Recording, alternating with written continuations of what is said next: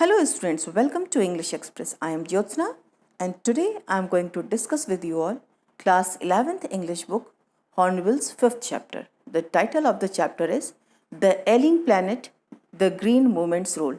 This is written by नानी पालकीवाला. यह एक आर्टिकल है जिसे नानी पालकीवाला ने लिखा था और यह द इंडियन एक्सप्रेस में 24 नवंबर 1994 को पब्लिश हुआ था. इस आर्टिकल में नानी पालकीवाला ने अर्थ के पृथ्वी के हमारे लगातार खराब हो रही स्थिति के बारे में बताया है. तो आइए अब हम लाइन बाय लाइन पढ़ते हैं और उसका एक्सप्लेनेशन देखते हैं. One can not recall any moment in world history.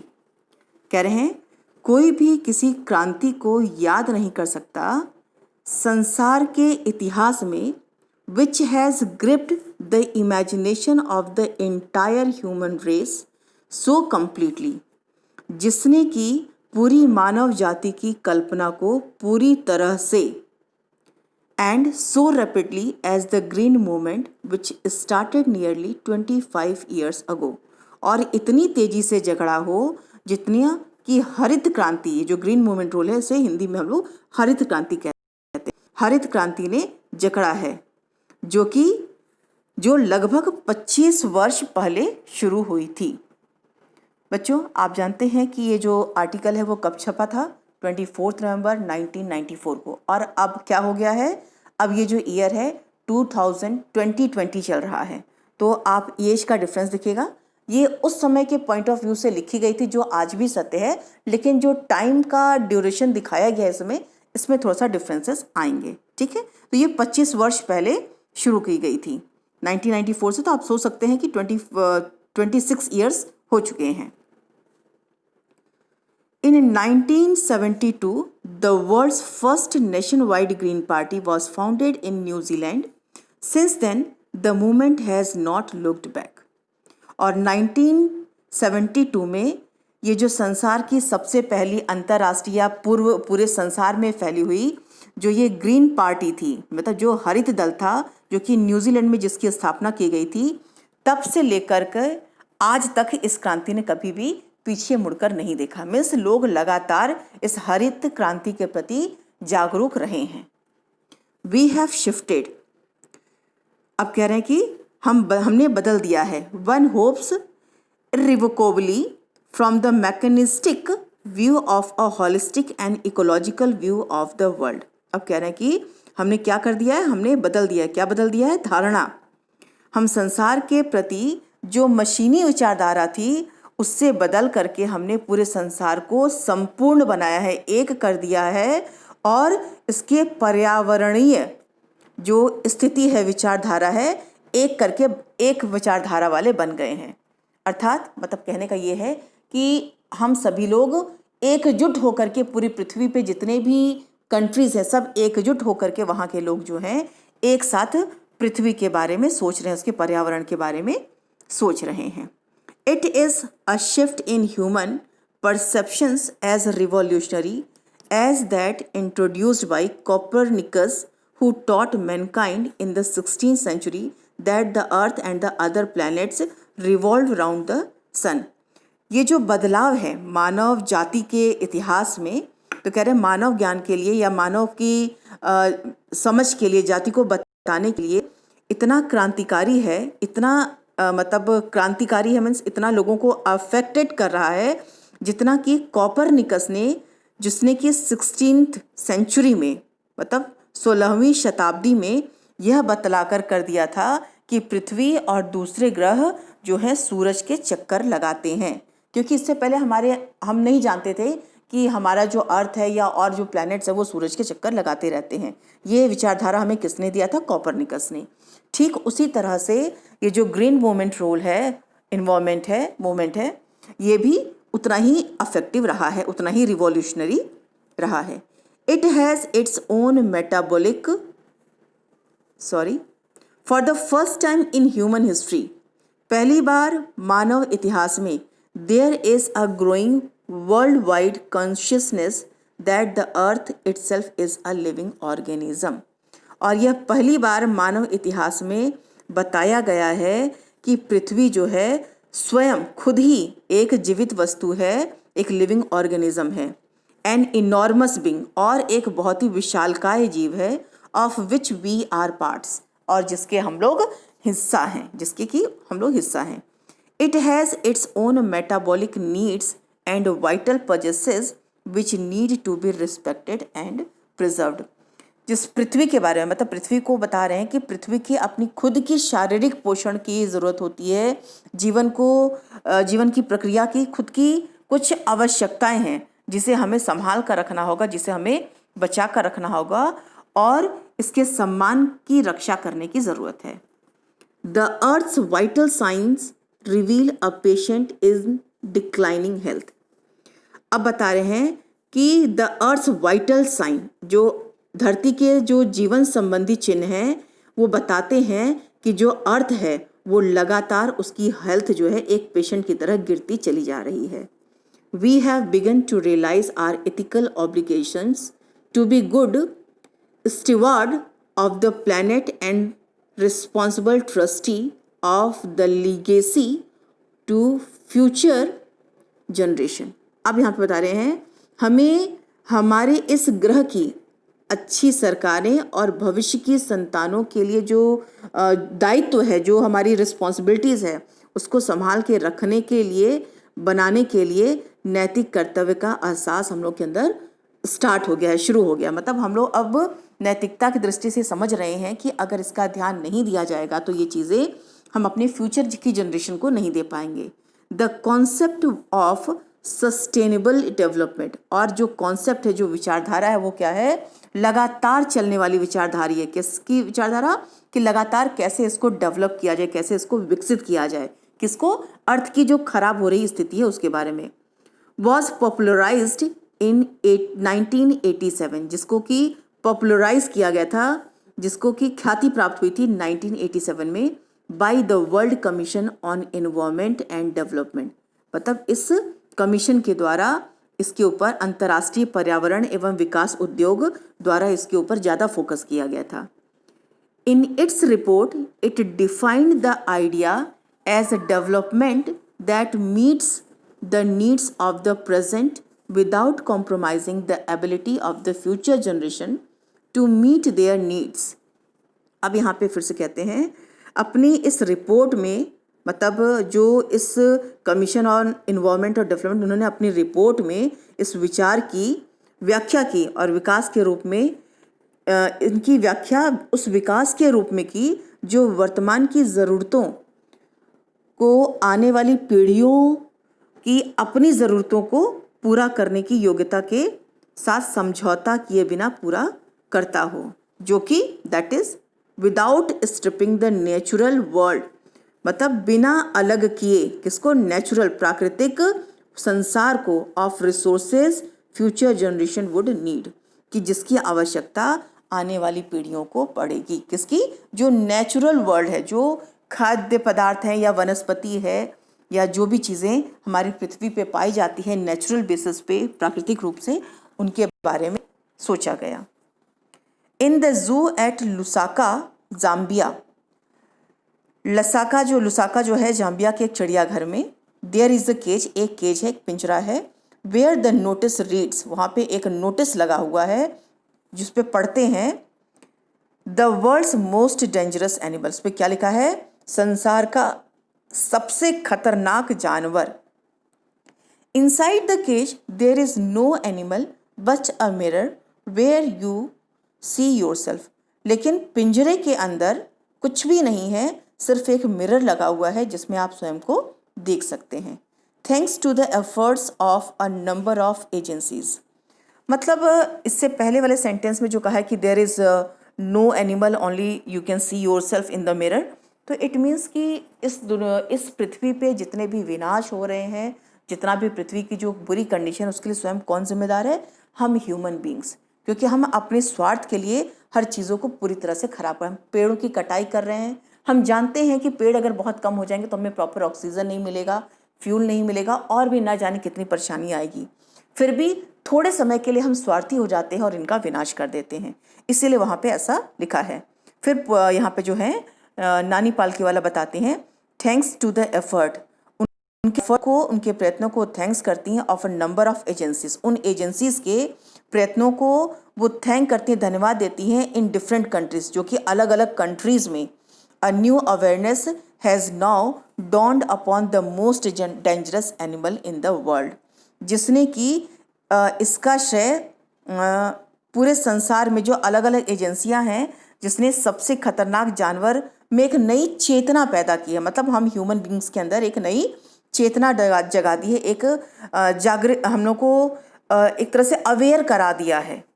He has realised, किसने हमें अवेयर कराया था? जो एजेंसीज हैं वो अलग अलग माध्यम से हमें सूचित कर रही हैं। ही हैज़ रियलाइज्ड, और वह रियलाइज कराती हैं the wisdom of shifting from a system based on domination to one based on partnership. फिर कहते हैं उस एकाधिकार की व्यवस्था से सहयोग की व्यवस्था में जाने की बुद्धि का एहसास कराए।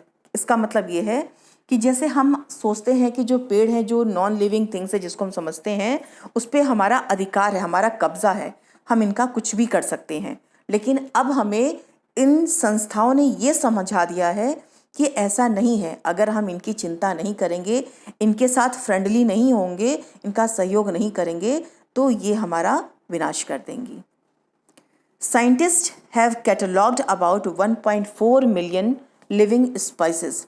जो साइंटिस्ट हैं, जो वैज्ञानिक हैं, उन्होंने 1.4 मिलियन जीवन प्रजातियों की सूची बनाई है। With which Mankind shares the earth, जिनके साथ मानव जाति, हम सभी लोग पृथ्वी को शेयर करते हैं, बांटते हैं। मतलब हमारे साथ पृथ्वी पे 1.4 मिलियन अलग तरह के जीव प्रजातियां भी रहती हैं। एस्टिमेट्स वेरी वाइडली, और ये सारी चीज़ें जो हैं बहुत ही अलग अलग हैं। Widely as regards the still uncatalogued living species, मतलब कह रहे हैं कि अभी बहुत सी ऐसी भी प्रजातियां हैं जिसको कि सूचीबद्ध नहीं किया गया है, जिनको कि कैटलॉग नहीं किया, जिनके बारे में हम जानते ही नहीं हैं। Biologist recon that about 3 to 100 million other living species still languish unnamed in ignominious darkness. मतलब अभी भी कम से कम 3 से 3 to 100, मतलब 3 से लेकर के 100 मिलियन ऐसे स्पाइसेस हैं जिनके बारे में हम जानते नहीं हैं, जो कि दुर्बल हैं, कमज़ोर हैं, जिनका कि हम अभी तक पता ही नहीं लगा पाए हैं। ऐसा किसने बताया हमें? साइंटिस्ट ने हमें ये सूचना दी है।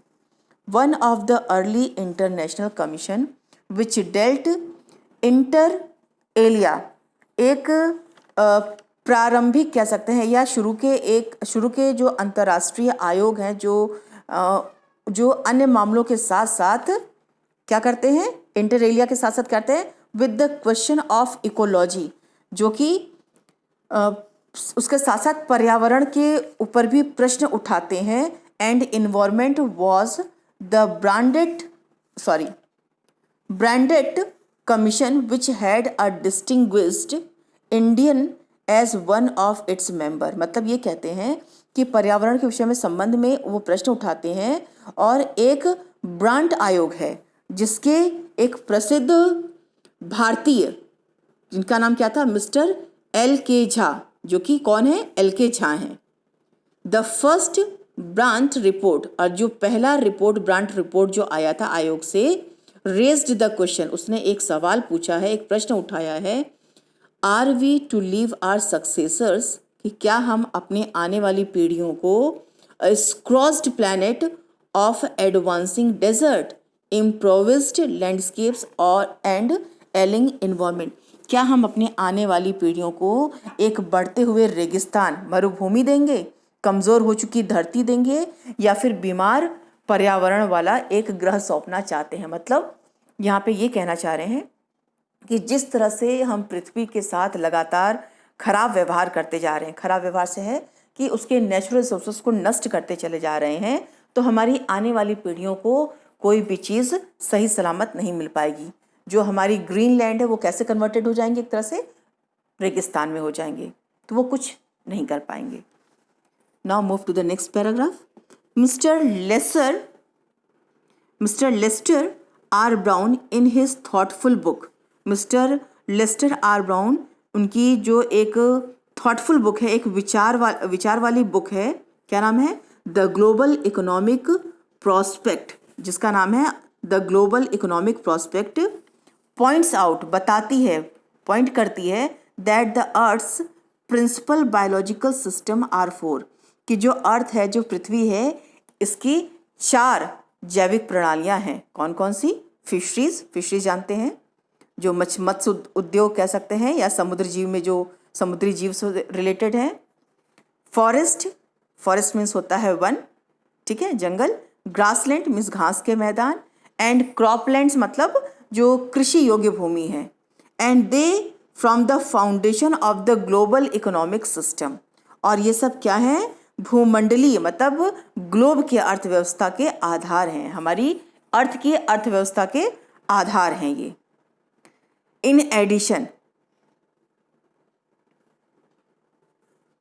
एडिशन और साथ में टू सप्लाइंग आर फूड, और हमें ये क्या उपलब्ध कराते हैं? भोजन कराते हैं। These 4 systems provide virtually all the raw materials, और यही जो 4 हमने डिस्कस किया अभी, fisheries, forest, grassland and cropland जो है, वो हमें वास्तविक रूप से कच्चा माल भी देते हैं, रॉ मटेरियल्स भी प्रोवाइड कराते हैं for industry except minerals and petroleum derive synthetic, जो कि छोड़ दिया जाए तो केवल मिनरल और पेट्रोलियम डिराइव जो सिंथेटिक्स होते हैं, ये हमें इन चारों से नहीं मिलते, वरना बाकी सभी चीज़ें जो हमारे उपयोग की है, हम इन्हीं 4 जो सिस्टम है हमारे बायोलॉजिकल सिस्टम के, जो मेन प्रिंसिपल्स हैं, इन्हीं से हमें मिलती है। In large area of the world human claims, फिर कहते हैं कि एक बड़ी संख्या में संसार का एक बहुत बड़ा भाग जो है, क्लेम्स, इन पर दावा करता है, प्रभाव डालता है, ऑन दिस सिस्टम, इन सिस्टम पे, are reaching an unsustainable level, जो कि कहाँ पहुँच रही है? अनसस्टेनेबल मतलब ऐसे जगह पे पहुँची जिसको और ज़्यादा सस्टेन नहीं किया जाता, आगे नहीं बढ़ाया जा सकता, उस लेवल पे पहुँच चुकी है। A point where there productivity is being impaired, और जहाँ पे कि इसकी जो प्रोडक्टिविटी है, जो इसकी क्षमता है, उत्पादन क्षमता है, वो नष्ट हो जाएगी, खत्म हो जाएगी। आप देख सकते हैं कि आजकल क्या है, हम जितने भी जो गंदे डस्ट होते हैं या फिर जितने भी वेस्ट मटेरियल्स वगैरह होते हैं फैक्ट्रीज़ के, वो सब हम क्या करते हैं, कहाँ लेकर के जाते हैं? हम लेकर के जाते हैं जो रिवर्स वगैरह होते हैं उसमें हम करते हैं, हम उसी में डाल देते हैं, जिसका कि हमें एक बुरा प्रभाव मिलता है। और क्या है, जो रिवर्स में जो चीज़ें जैसे मछली वगैरह हैं, जो जल जीव हैं, वो सब विनाश हो रहे हैं, उनका पतन होते चला जा रहा है, वो समाप्त हो रहे हैं। उसी तरह से हर क्षेत्र में ये जो 4 हमारे मेन बायोलॉजिकल प्रिंसिपल थे, इनका विनाश होते चला जा रहा है। when this happens, और जब ऐसा होता है, फिशरीज कोलैप्स, मतलब जब ऐसा हो जाएगा, हर चीज़ जो उत्पादन खत्म हो जाएगी, तो फिशरीज जो आपके मत्स्य पालन है, वो पूरी तरह से नष्ट हो जाएगा। फॉरेस्ट डिसअपियर, जो फॉरेस्ट है, जो जंगल है, वो डिसअपियर हो जाएंगे, दिखाई नहीं देंगे। Grasslands are converted into barren wasteland, और जो ग्रासलैंड है, जो हरी भरी जो धरती है, जो भूमि है, जो ग्रासलैंड के तौर पे यूज़ होती है, वो किस में कन्वर्ट हो जाएगी? बैरन वेस्टलैंड पे, मतलब बंजर भूमि बन जाएगी। एंड क्रॉपलैंड्स डिटीरियोरेट, और जो क्रॉपलैंड्स हैं, जो कृषि योग्य भूमि है, वो पूरी तरह से नष्ट हो जाएगी। In a protein conscious and protein hungry world, फिर कहते हैं यहाँ पे कि प्रोटीन के प्रति जो लोग सचेत हैं और प्रोटीन के प्रति जो भूखा संसार है, local forest are being decimated in order to procure firewood, जो भूखा संसार है, ज़रूरत से ज़्यादा, मतलब जो प्रोक्योर कर रहा है, उपार्जन कर रहा है किस चीज़ का, उसको नष्ट कर रहा है। किस चीज़ का नष्ट कर रहा है? फायरवुड फॉर कुकिंग, मतलब जो फायर है, जो वुड है, जो लकड़ी है, उसको कुकिंग में लगा रहा है। इन सम प्लेसेस, कुछ जगहों पे, firewood has become so expensive, जो फायरवुड है, जो ईंधन की जो लकड़ी है, वो इतनी महंगी है कि that what goes under the pot now cost more than what goes inside it, कि जो बाहर है लकड़ी की कीमत ज़्यादा है, और जो पॉट, जो बर्तन के अंदर पक रहा है, उसकी कीमत कम है। Since the tropical forest is, in the words of Dr. Mayer's The Powerhouse of Evolution, several species of life face extinction as a result of its destruction. Doctor mayor जो हैं उनके शब्दों में हम कह सकते हैं, क्योंकि जो ट्रॉपिकल फॉरेस्ट हैं, जो उष्ण कटिबंधीय जो वन होते हैं, उसके विकास के लिए जो ऊर्जा के स्रोत हैं, जो उसके आगे डेवलपमेंट के लिए जो सोर्सेज वगैरह हैं, इसलिए उनके विनाश के परिणाम स्वरूप जो भी कुछ प्रजातियां हैं वो लुप्त होने का सामना कर रही हैं। मीन्स बहुत सारे ऐसे फॉरेस्ट, बहुत सारे ऐसे काइंड्स ऑफ ट्रीज हैं जो कि धीरे धीरे नष्ट हो रहे हैं और अब वो देखने को नहीं मिलेंगी, विलुप्त हो जा रहे हैं।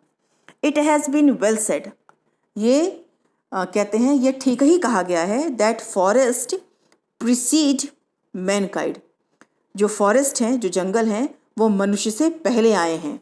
डेजर्ट्स फॉलो, और मनुष्य क्या लेकर के आता है? डेजर्ट लेकर के आता है, मरुभूमि लेकर के आता है। मतलब जो जंगल थे वो मनुष्य की उत्पत्ति, मनुष्य के पृथ्वी पे आने से पहले के हैं, लेकिन मनुष्य के आने के बाद मनुष्य क्या लेकर के आया है? डेजर्ट लेकर के आ रहा है, रेगिस्तान। The world's ancient patrimony of tropical forest is now eroding. अब कह रहे हैं जो वर्ल्ड का जो सबसे प्राचीन जो विरासत में इनको ट्रॉपिकल फॉरेस्ट मिला था, जो उष्णकटिबंधीय जो फॉरेस्ट थे, जो कि विशालकाय मतलब बहुत ज़्यादा थे, इज़ नाउ इरोडिंग, अब वो खत्म हो रहे हैं, विनाश हो रहा है उनका, खिसक रहे हैं। Eight the rate of 40 to 50 million acres a year, और एक साल में कितने नष्ट हो रहे हैं? 40 से 50 मिलियन एकड़ जो हैं एक साल में ये ट्रॉपिकल फॉरेस्ट नष्ट हो रहे हैं। किस चीज़ में नष्ट हो रहे हैं? For fuel. And the growing use of dung for burning deprives the soil of an important natural fertiliser.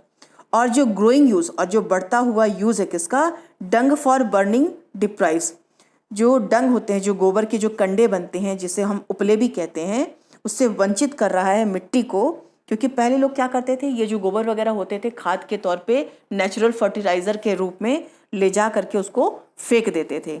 The world bank estimates, जो वर्ल्ड बैंक है वो अंदाज़ा लगाती है that a 5-fold increase in the rate of forest planting is needed to cope with the expected fuelwood demand in the year 2000।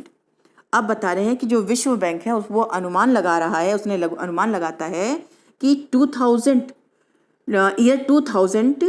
तक जो जलाने वाली लकड़ी की मांग का जो मांग है उसके लिए वन लगाने में क्या करना होगा? हमें 5 गुना बढ़ोतरी करनी होगी, उसको 5 times इंक्रीज करना होगा। मीन्स जो वन लगाने की अब ज़रूरत है ये दिया है ईयर 2000 तक।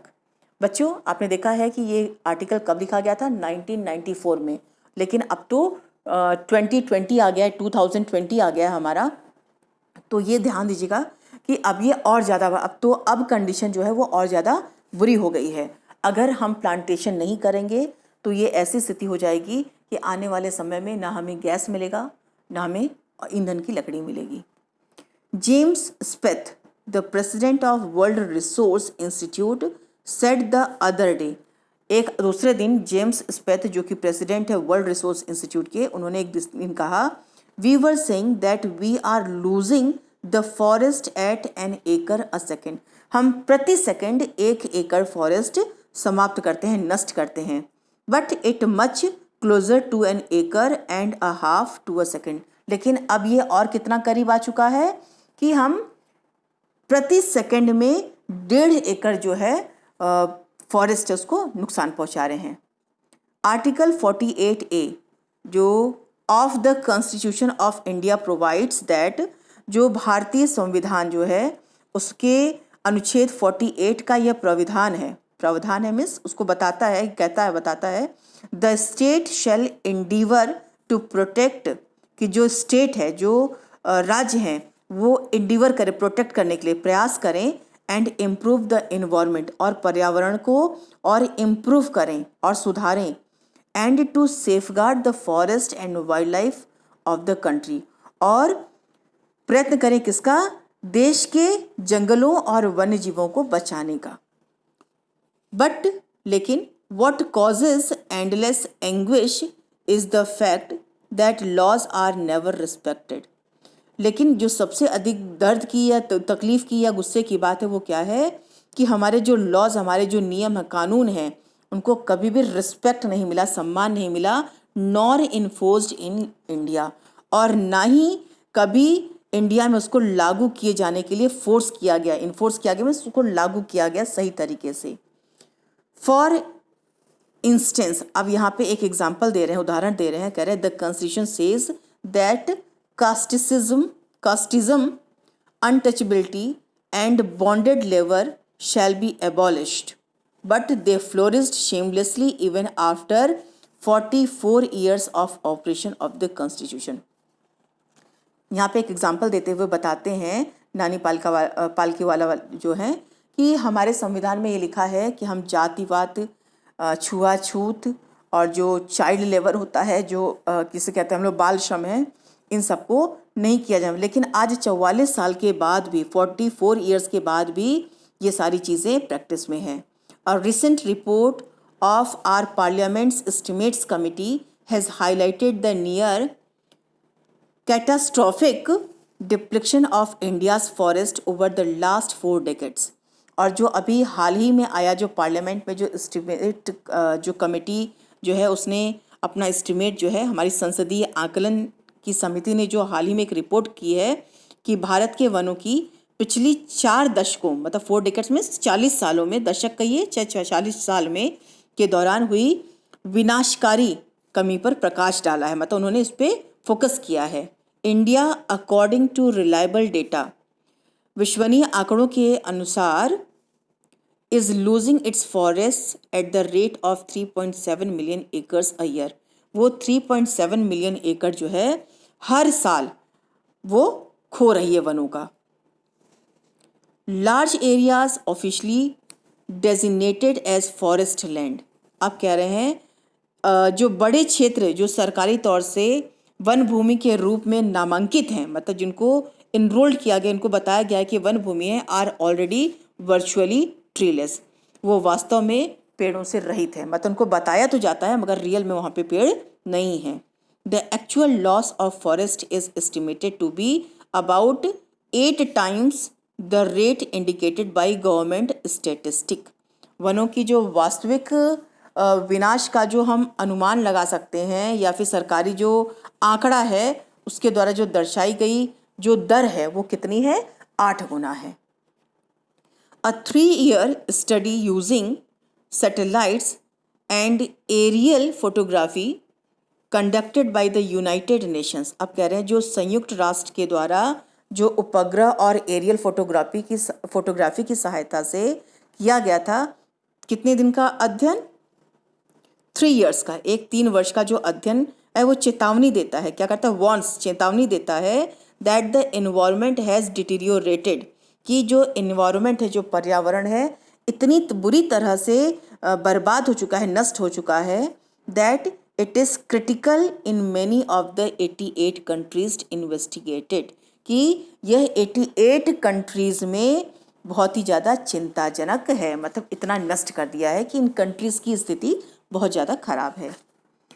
There can be no doubt, इसमें कोई संदेह नहीं हो सकता, दैट कि the growth of the world population is one of the strongest factors distorting the future of human society, कि संसार में जो जनसंख्या में जो बढ़ोतरी हो रही है, भविष्य के मानवों को एक तरह से विकृत करने वाली शक्तिशाली कारणों में से एक है। मतलब जो जिस तरह से जो जनसंख्या बढ़ रही है वो पूरी तरह से मनुष्य को विकृत कर रही है, बेकार कर दे रही है। It took Mankind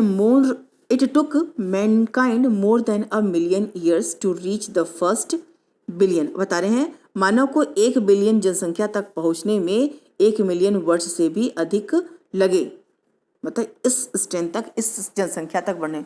that was the world population around the year 1800। ये 1800 सेंचुरी, मतलब 1800 तक की बात है कि हमारे पूरे विश्व की जो जनसंख्या थी उसको बढ़ने में, मतलब कितना बढ़ने में? 1 बिलियन बढ़ने में उसको 1 मिलियन साल लगे बाय द ईयर 1900। लेकिन 1900 मतलब 100 साल बाद, 1800 के बाद 1900 तक a second billion was added, जो कि सेकेंड बिलियन ऐड हो गए। मतलब जब से पृथ्वी आई है तब से लेकर के, जब से लोगों ने जानना शुरू किया तब से लेकर के 1800 तक इसकी जनसंख्या को बढ़ने में, 1 बिलियन होने में कितना लगा? इसको 1 मिलियन ईयर लगे। लेकिन 100 साल में ये 2 बिलियन हो गई, मतलब जस्ट डबल हो गई। And the 20th century has added another 3.7 billion, और 20th सेंचुरी तक आते आते ये 3.7 बिलियन हो गई। The present world population is estimated at 5.7 billion. जो प्रेजेंट पॉपुलेशन है वर्ल्ड की, उसका आंकलन किया गया है, जो कि कितनी है? 5.7 बिलियन है। Every 4 days the world population increases by 1 million. मतलब हर 4 दिन पे जो संसार की जनसंख्या है वो कितनी बढ़ जाती है? 1 मिलियन बढ़ जाती है। Fertility falls as income rises. जो उपजाऊपन कह सकते हैं आप लोग, वो जो है वो क्या हो जाती है? कम हो जाती है जब इनकम राइज होती है। Education spreads. एजुकेशन जो है, जो शिक्षा है, उसका विस्तार होता है, स्प्रेड होता है, बढ़ता है। एंड हेल्थ इम्प्रूव्स, और स्वास्थ्य में सुधार होता है। दस development is the best contraceptive. इसलिए कहा जाता है, इस प्रकार जो विकास है वो सबसे अच्छा कॉन्ट्रासेप्शन है। कॉन्ट्रासेप्टिव मीन्स होता है गर्भ निरोधक, मीन्स उसको रोक है, इसका रोकथाम है, ठीक है। But development itself may not be possible if the present increase in numbers continues। फिर कहते हैं लेकिन लेकिन कहते हैं खुद विकास भी संभव नहीं है यदि जो जनसंख्या है इसी तरह से बढ़ती रहती है। The rich get richer.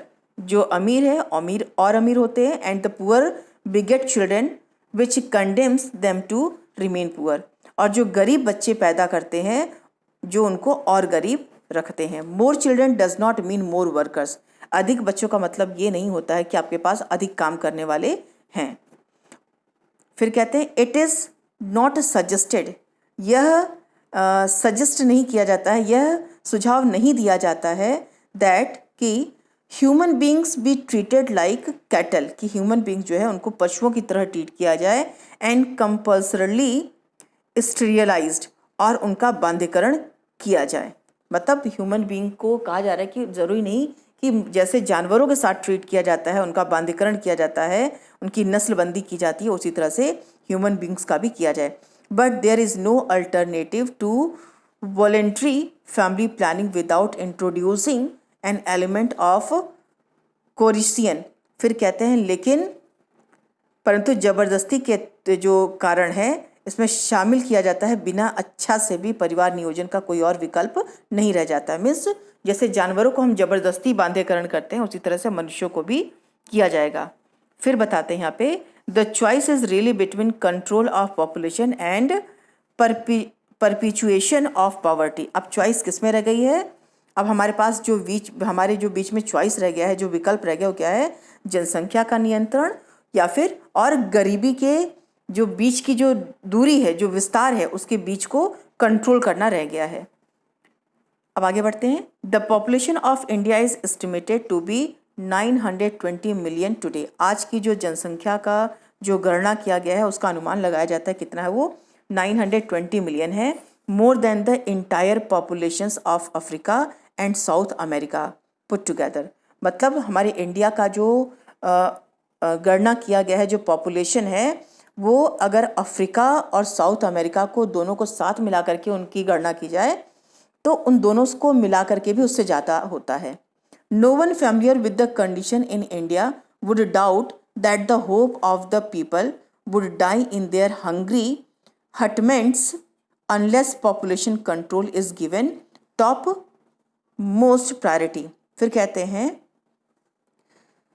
कि भारत की जो स्थिति है इससे परिस्थितियों से सभी लोग परिचित हैं। इसमें कोई संदेह नहीं करेगा कि जो लोग आशाएं करते हैं या जो लोग ये एक्सपेक्ट करते हैं कि जो झोपड़ियों में रहने वाले लोग हैं वही मर जाएंगे यदि का जनसंख्या नियंत्रण को सबसे ऊपर प्राथमिकता नहीं दी जाती है। तो इट मीन्स कि अगर हम जनसंख्या को कंट्रोल नहीं करेंगे तो ज़्यादातर जो लोग हैं वो क्या हो जाएंगे, उनकी मृत्यु हो जाएगी, भूख से मर गए।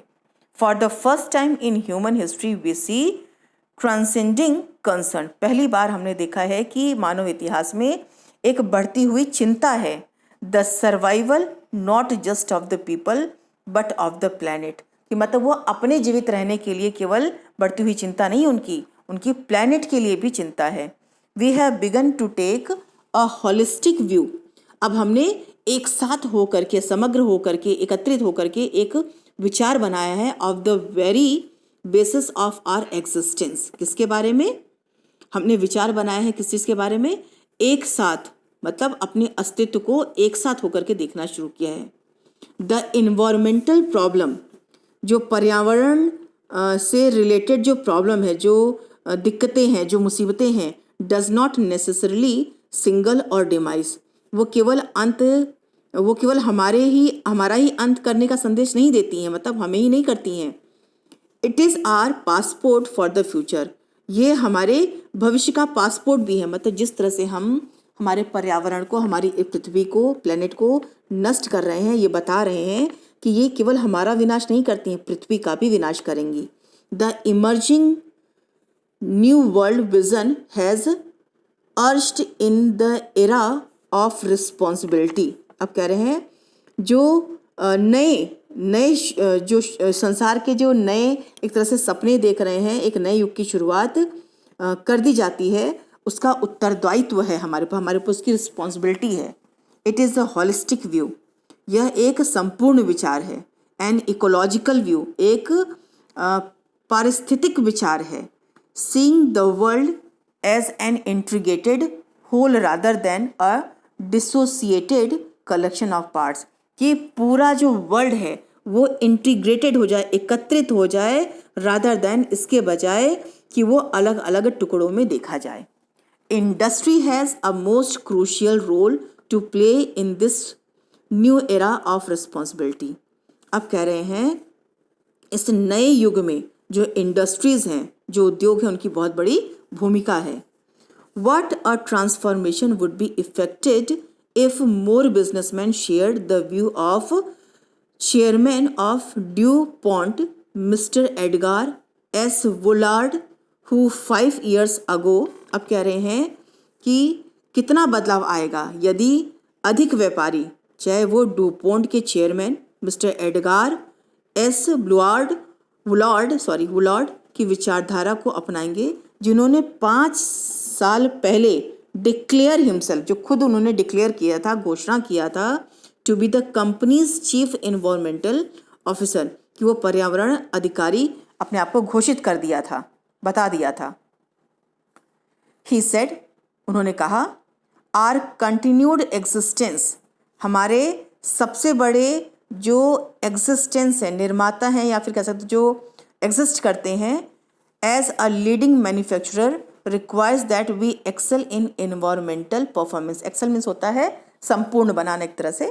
तो कह रहे हैं, उन्होंने कहा था हमारे जो सबसे बड़े निर्माता के रूप में बने रहने की ज़रूरत है कि हम पर्यावरण के काम में श्रेष्ठ बने, मतलब खुद को ग्रेट बनाए, पर्यावरण की सुरक्षा करें। Of all the statements made by Margaret Thatcher during the years of her prime ministership, अब कह रहे हैं जितने भी कथन, जितनी भी जो बातें कही गई है मार्गरेट थैचर ने अपने प्रधानमंत्री काल में किए, उनमें से कोई भी none has passed so decisively into the current coin of English uses as her felicitous words, मतलब अंग्रेजी भाषा के प्रयोग में इतना नहीं लाया गया जितना कि ये धन्य शब्द हैं। No generation has a freehold on this earth, किसी भी पीढ़ी का, किसी भी जनरेशन का पृथ्वी पर स्वतंत्र अधिकार नहीं है।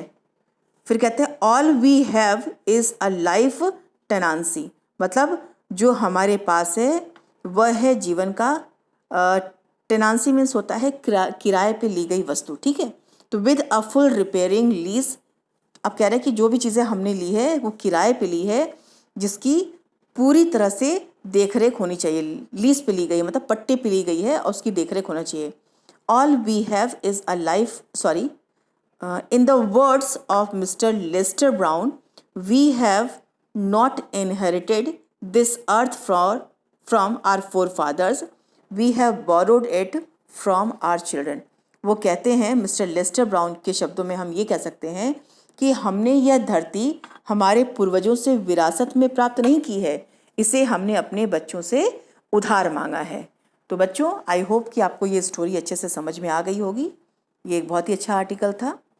तो प्लीज़ मेरे वीडियो को आप लाइक, शेयर एंड सब्सक्राइब ज़रूर करें। Thank you for listening.